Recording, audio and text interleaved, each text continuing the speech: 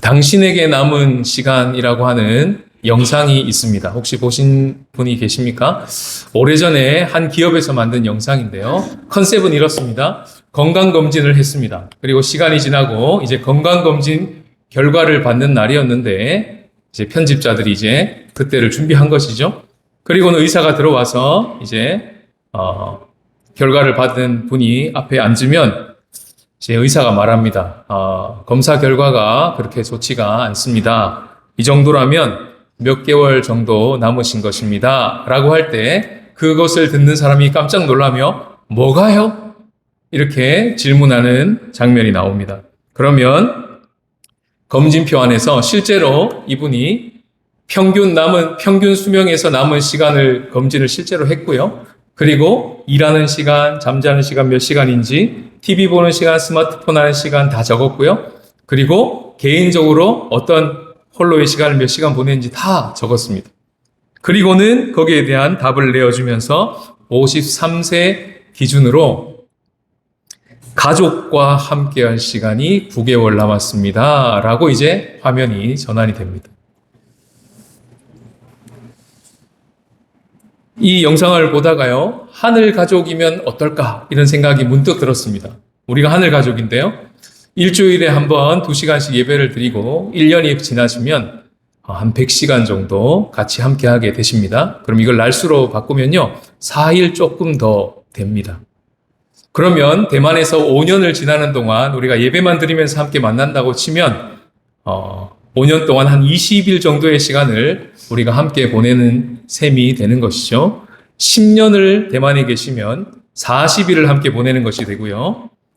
20년을 이곳에서 함께 예배만 드리시면서 같이 교제를 하신다면 80일 정도의 시간이 우리가 함께 보내는 시간이 되겠습니다.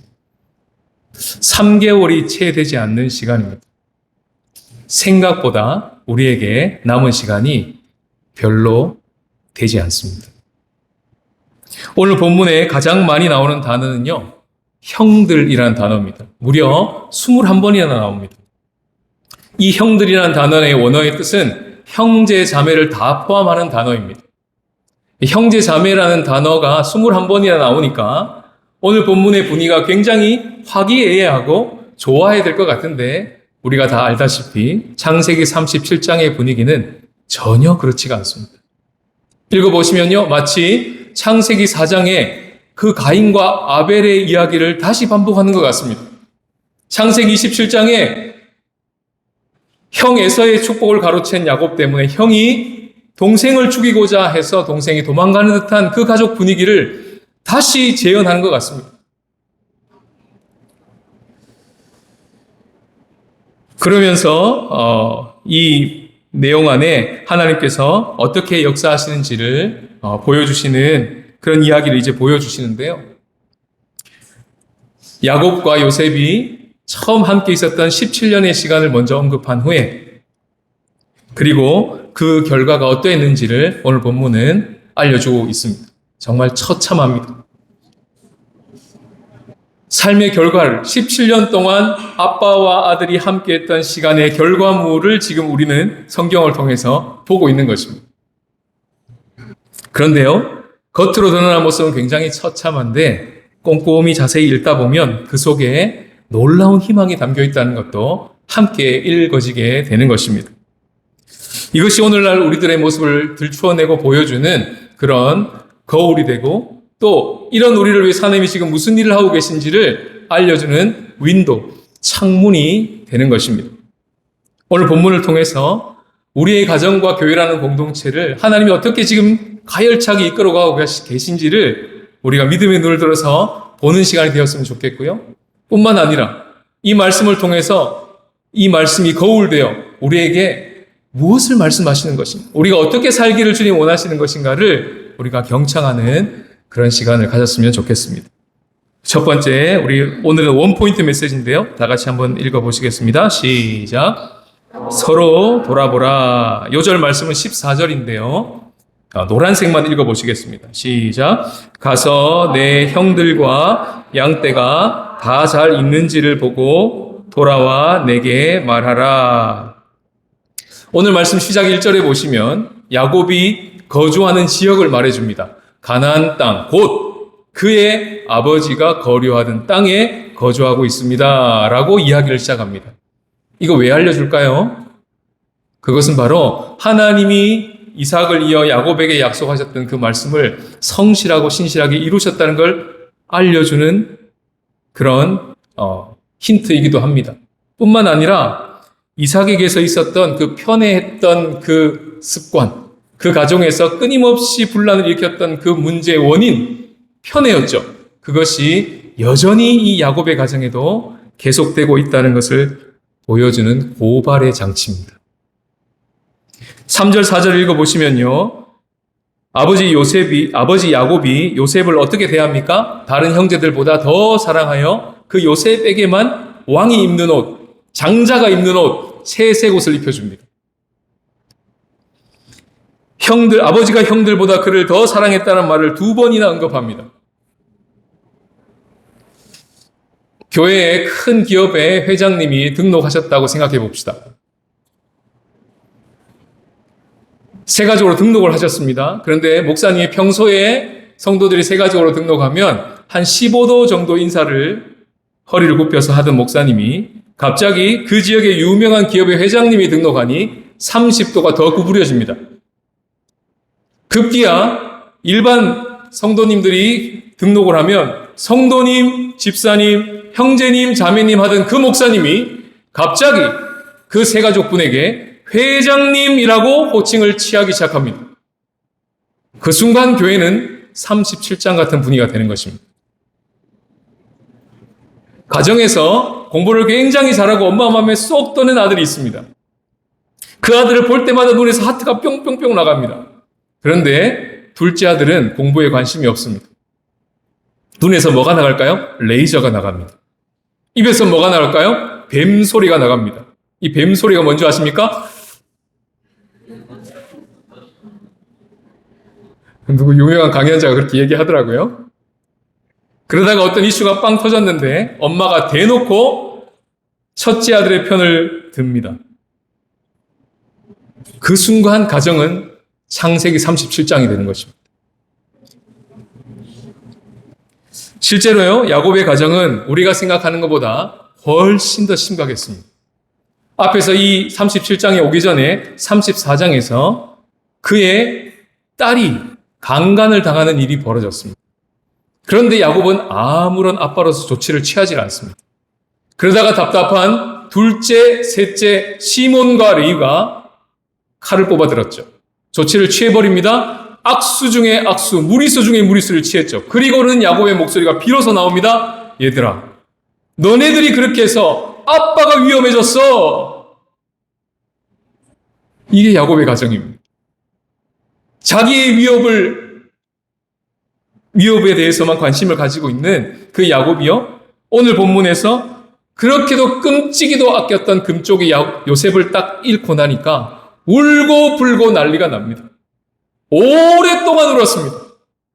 스올에 내려가 죽겠다고 난립니다. 옆에 있는 다른 형들이 보고 얼마나 기가 찼겠습니까? 그 아빠의 모습을 보고요. 그 중에 넷째 아들이었던 유다가 집을 나가버립니다. 그것이 38장입니다. 찾을까요? 찾지 않습니다.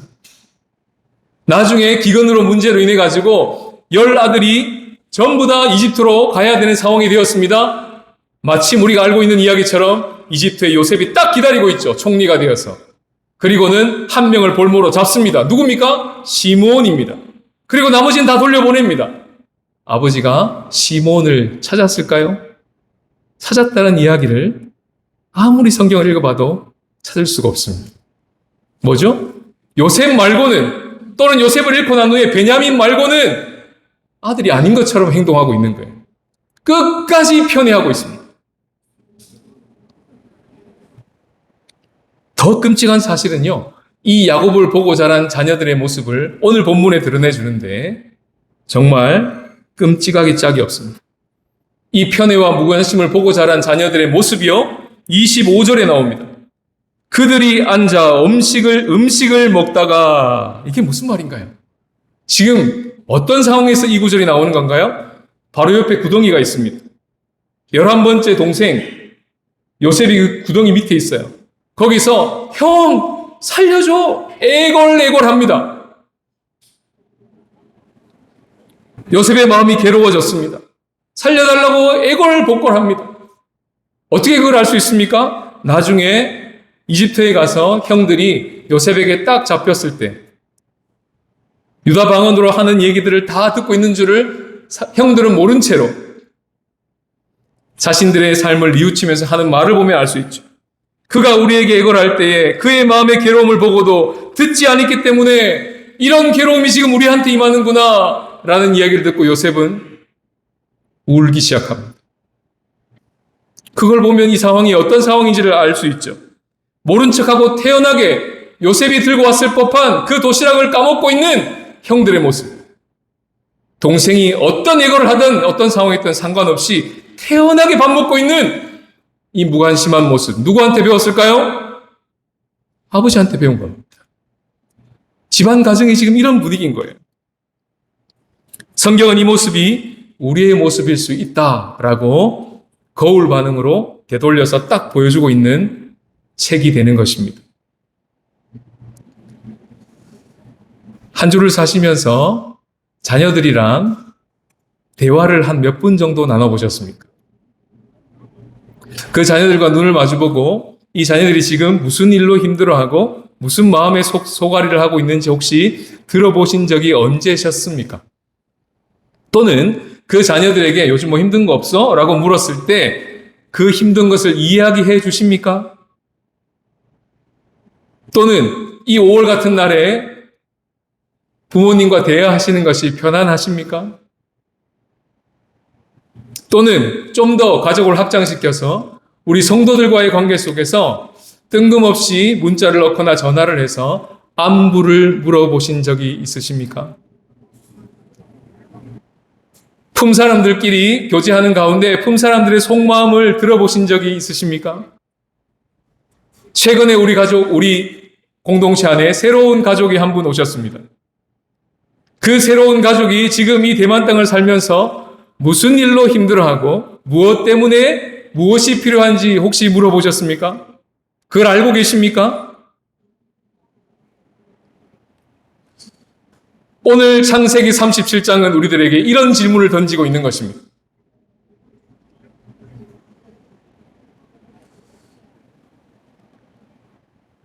요셉이 꾼 꿈의 두 가지 이야기가 나오죠.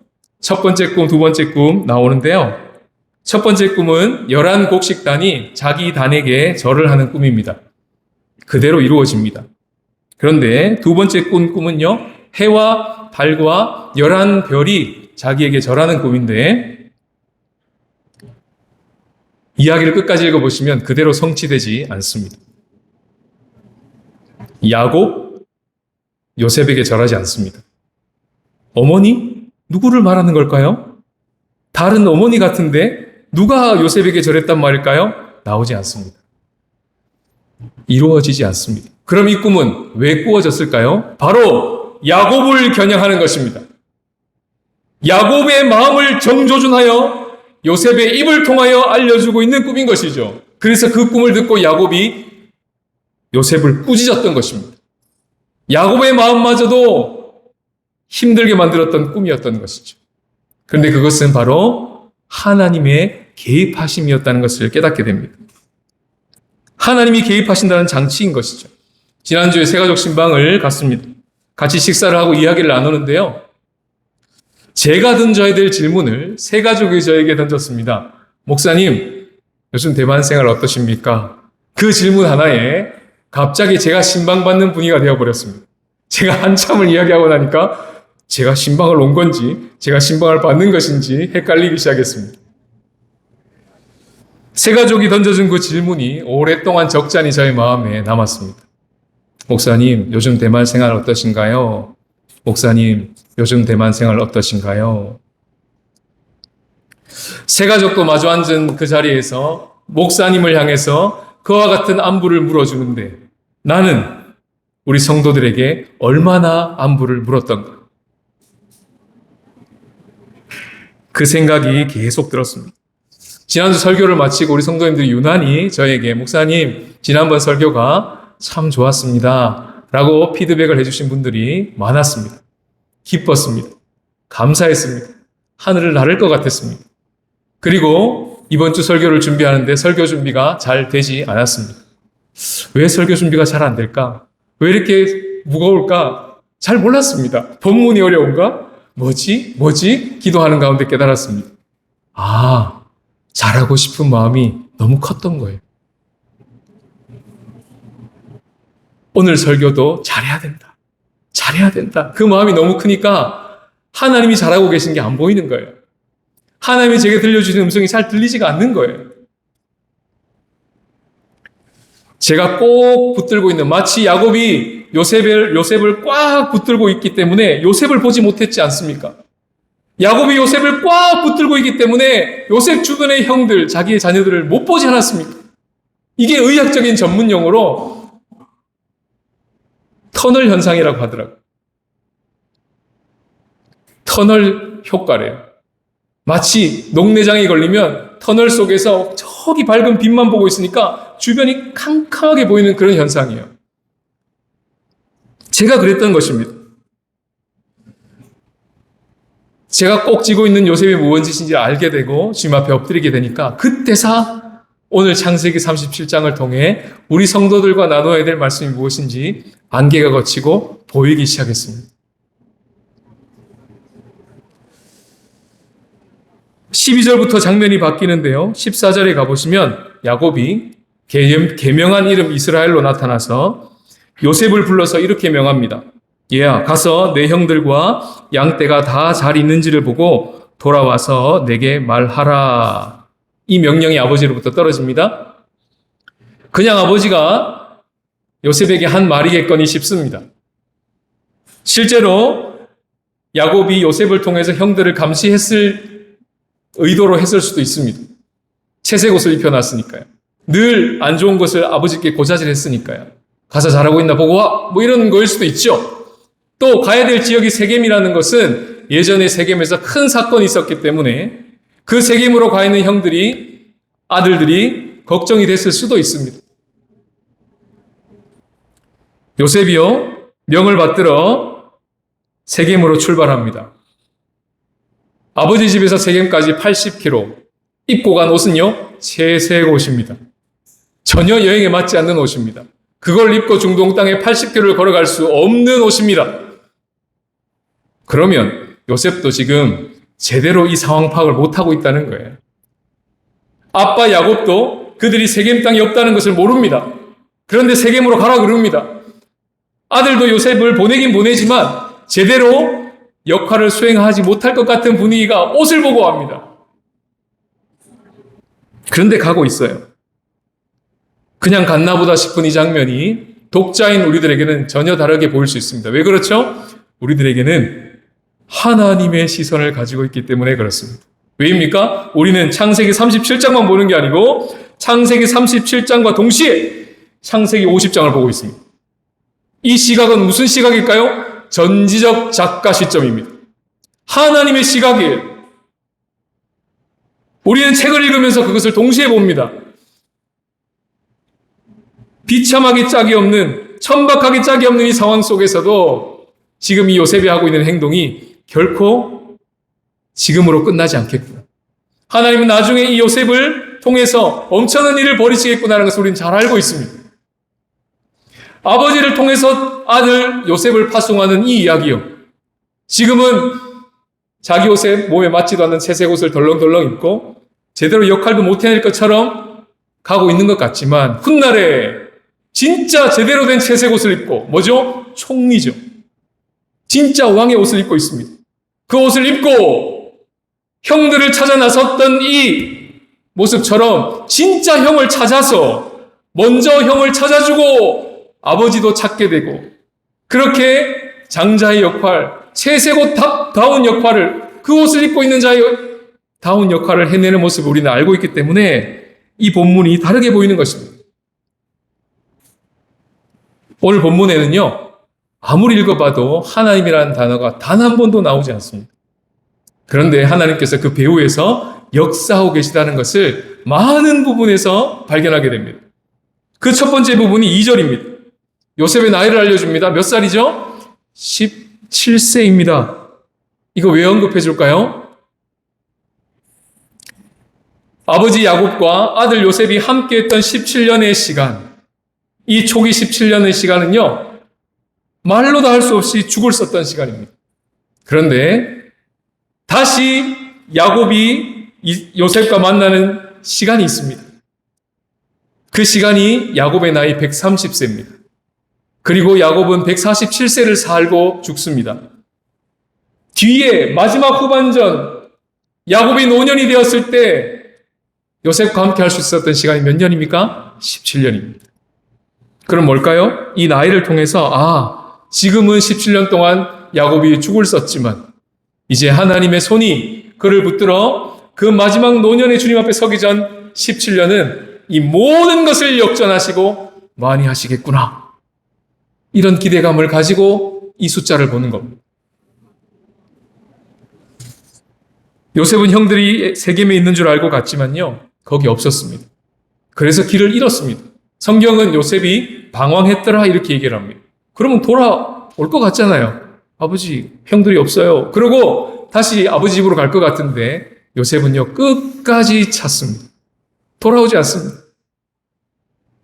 그러다가 어떤 사람을 만납니다. 무명이죠. 그 사람이라고도 표현하고 있습니다.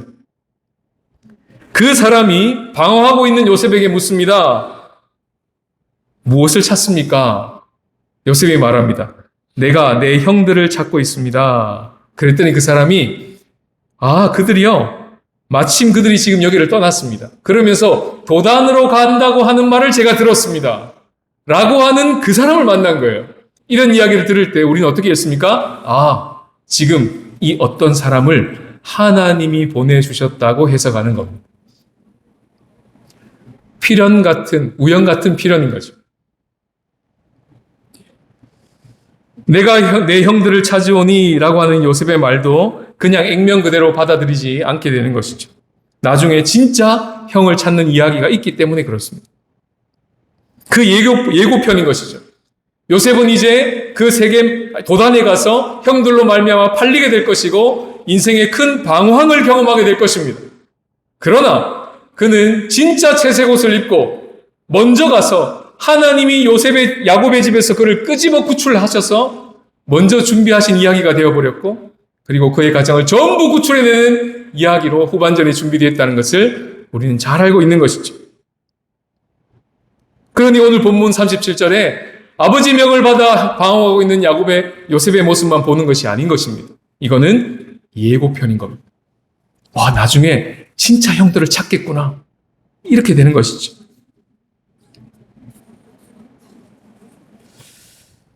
운영위원회 방에 두 가지 큰 안건이 올라왔습니다. 건의한 내용을 보고 많이 놀랐습니다. 첫 번째 건의안은요, 가장 가까이 있는 분의 자녀를 우리가 좀 챙깁시다 라는 건의였습니다. 생각지도 못한 건의였습니다. 두 번째 건의는요, 멀리서 오는 손님을 극진히 환대했으면 좋겠습니다 라는 건의였습니다. 역시 생각지 못한 제안이었습니다. 그 두 제안을 보고 많이 놀래고 많이 기뻤습니다. 그런 걸 볼 때 어떻게 봅니까? 그냥 건의가 올라왔구나. 동의합니다. 제청합니다. 짠. 그냥 이렇게 끝날 수도 있죠. 그러나 오늘 37장의 본문을 보는 시선으로 다시 본다면 그렇구나. 우리 신주 한국교회가 장자의 역할을 감당할 수 있는 그런 모습들을 예고편을 보는 것 같구나. 이런 건의가 운영위원회 방에서 올라올 수 있구나. 얼마든지 그렇게 해석할 수 있는 것 아니겠습니까? 지난주 26년을 대만을 살다가 함께 몸담은 교우분이 저희들에게 인사를 하러 왔습니다.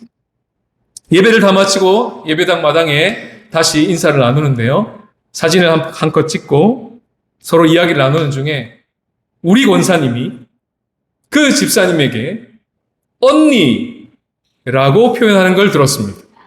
깜짝 놀랐습니다. 그리고 그 말이 제 말에 참 많이 남았습니다. 26년 사는 동안 분명히 성도와 성도로 만났을 텐데 떠날 때는 언니가 되는구나. 그렇구나. 그 언니가 동생들에게 인사하러 왔구나. 그렇게 저에게는 다가왔습니다. 그리고 어디까지 생각이 미치게 되냐면요. 우리도 지금 성도와 성도로 만났습니다. 성도와 목사님으로 만났습니다. 그런데 우리에게 주어진 이 대만 생활이 끝나고 언젠가는 고향 땅으로 돌아갈 날이 오겠죠. 그때 전혀 새로운 호칭으로 서로 말할 수 있을까? 그때도 성도님, 그때도 집사님, 그때도 목사님일까? 정말 전혀 다른 차원의 호칭이 어색하지 않을 만큼 그렇게 서로를 책임지고 그렇게 서로를 섬기고 짧은 순간이지만 그렇게 마음을 다하고 안부를 묻고 함께 돌보며 살아간다면 그 끝모습이 정말 그럴 수 있을까? 그런 생각에 사로잡히는 한 주였습니다.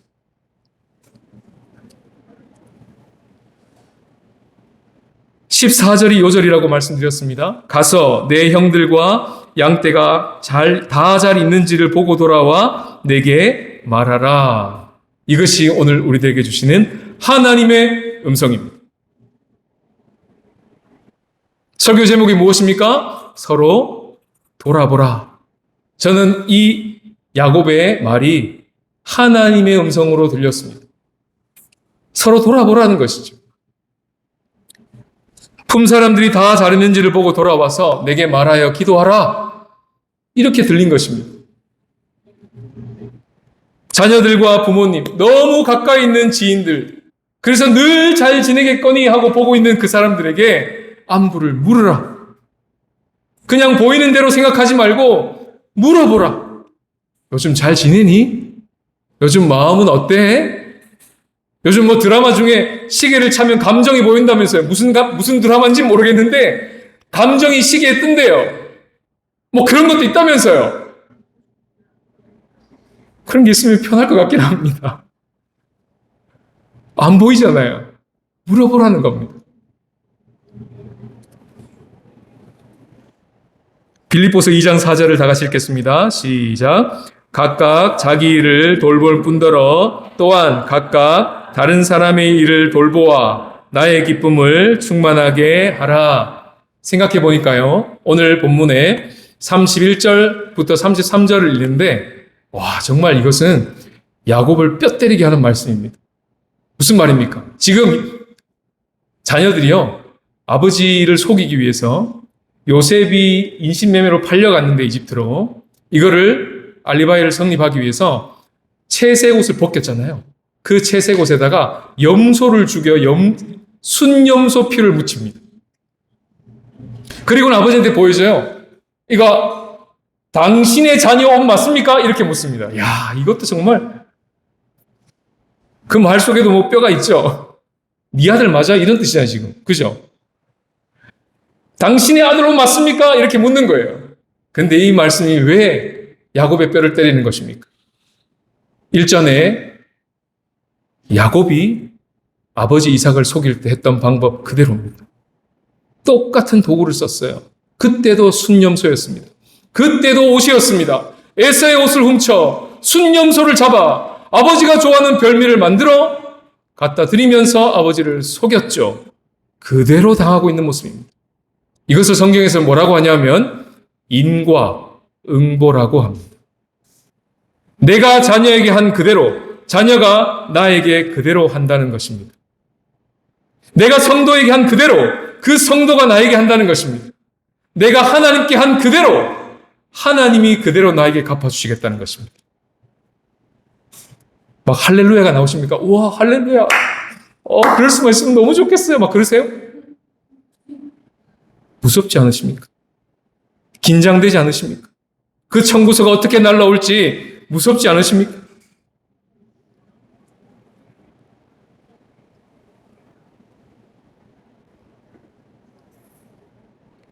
오늘 본문에 나와 있는 그 악한 짐승, 형들이 비유적으로 말하고 있는 그 악한 짐승, 그 짐승이 바로 형들이었던 것입니다. 그들이 바로 우리들이었던 겁니다. 인광보라는 구덩이에 빠진 자들이 우리들입니다. 빠져나올 길이 없습니다.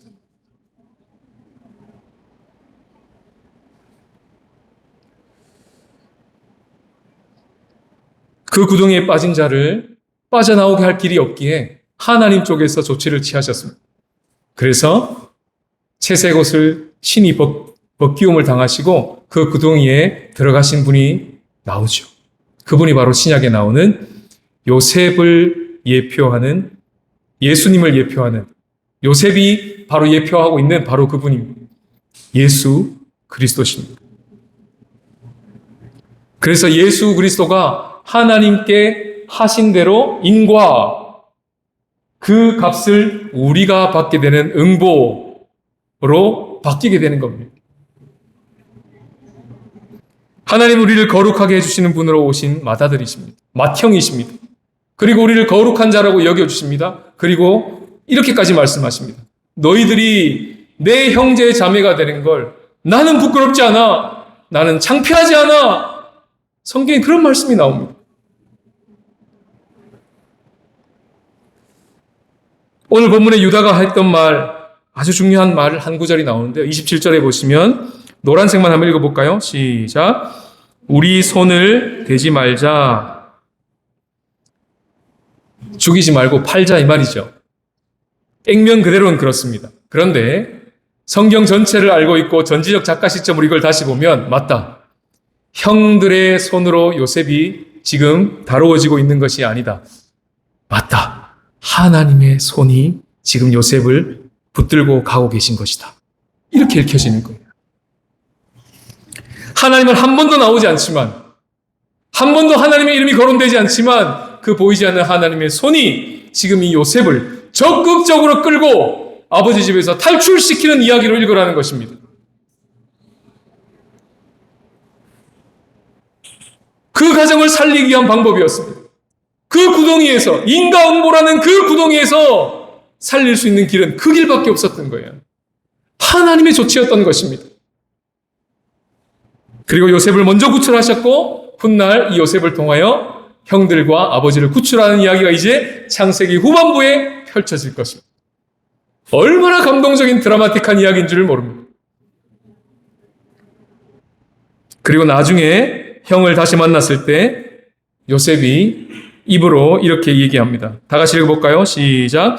당신들이 나를 이곳에 팔았다고 해서 근심하지 마소서, 한탄하지 마소서. 하나님이 생명을 구원하시려고 나를 당신들보다 먼저 보내셨나이다. 서로 돌아보지 않고 나만 생각하는 그런 17년 같은 인생을 살아오셨습니까? 이대로 살면요, 죽기 전에 주님 앞에서는 마지막 17년, 그 시간이 이삭과 같은 노년이 된다고 성경은 이야기합니다. 외로울 것입니다. 고독할 것입니다. 반드시 허무할 것입니다. 성경은 이것을 분명하게 이 이야기를 통하여 이삭과 야곱의 이야기를 통하여 우리에게 말씀하고 있습니다.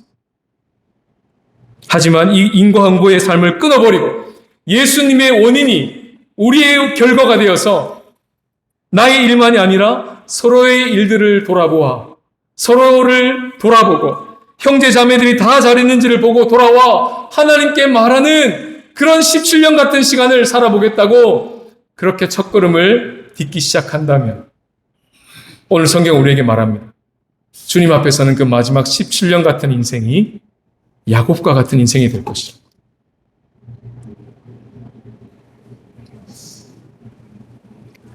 노인은 누구나 될 수 있는데요. 어른은 누구나 될 수 없습니다. 지금 청년으로 있을 때, 지금 중년으로 있을 때, 지금부터 준비해 둬야 합니다. 우리가 정말 노후 대책으로 노후 준비를 해야 될 것 중에 하나가 이것입니다. 돈도 준비해야 되지만 관계를 점검합시다. 37장 16절 내가 내 형을 찾으오니 성경은 우리에게 묻습니다. 형들 찾고 계십니까? 누님들 찾고 계십니까? 아우님들 찾고 계십니까? 형제 자매님들 찾고 계십니까? 그들을 찾아 나서시는 자마다 하나님의 손을 보시게 될 것입니다. 왜냐하면 하나님의 손이 여전히 그들을 돌보고 계시기 때문에 그렇습니다. 바로 우리를 통하여서 하나님의 손이 지금도 우리를 돌보고 계신다는 것을 안부를 물을 때, 서로 돌보겠다고 한 걸음 내디딜 때, 그때 비로소 보이게 될 것이라고 말씀하고 계십니다. 이 초대를 받아서 하나님의 손을 생생하게 경험하시는 이번 한 주간이 되시기를 주님의 이름으로 축복합니다. 사랑하는 주님, 세상이 주는 장난감을 손에 들고 개인의 공간으로 칩거에 들어가는 세상 속에서 내 일만 열심히 하고 살았습니다. 주변을 돌아볼 여유도 마음도 없이 빠름의 시간 속에 파묻혀 살았습니다. 자녀와 함께 하는 시간을 가지지 못했습니다. 배우자와 눈을 맞추고 마주 앉아 대화할 시간도 없었습니다. 부모와 영적인 선배들, 성도들의 안부를 묻고 마음을 나누는데 인색했습니다. 이런 우리의 모습을 그대로 보고 자란 자녀들까지 이웃의 고통에 공감하는 능력을 길러주지 못한 채 자기만 주목하도록 부추겼습니다. 주님, 저희가 요셉만 꽉 쥐고 있는 야곱입니다. 주님, 저희가 자기만 생각하고 사는 요셉입니다. 주님, 저희가 동생이 애걸해도 모른 척 옆에서 밥을 먹었던 형들입니다. 자기라는 구덩이에 빠져서 헤어나오지를 못하는 우리를 건져 주옵소서. 이런 우리를 구원하시려고 친히 채색 옷을 벗고 이 땅에 오신 예수님, 십자가에서 악한 짐승처럼 살았던 그런 내가 되셔서 죽으신 그 십자가에서 나도 예수님과 함께 죽었습니다. 이제 형들을 찾아 나선 요셉처럼 먼저 우리를 찾아와 돌봐주신 그 예수님으로 살아가겠습니다. 예수님 때문에 우리가 그의 형제로 자매로 받아들여진 것을 날마다 자신에게 선포하며 우리도 다른 누군가를 마음에 받아들이고 돌아보며 살겠습니다. 하여 형제자매들이 다 잘 있는지를 보고 돌아와 하나님께 말하고 기도하며 품는 저희들이 되게 하여 주옵소서.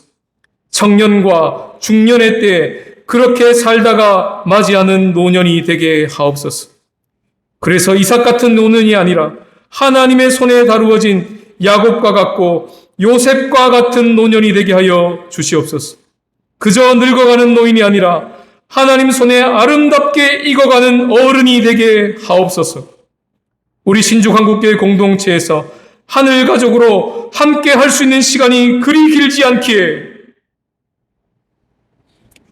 더욱 사랑하고 섬기고 돌보는 기쁨과 감격을 누리며 서로에게 찾아진 형님들과 언니들이 되어서 또 다른 아우들을 책임져주는 하늘 가족들이 되게 하여 주옵소서.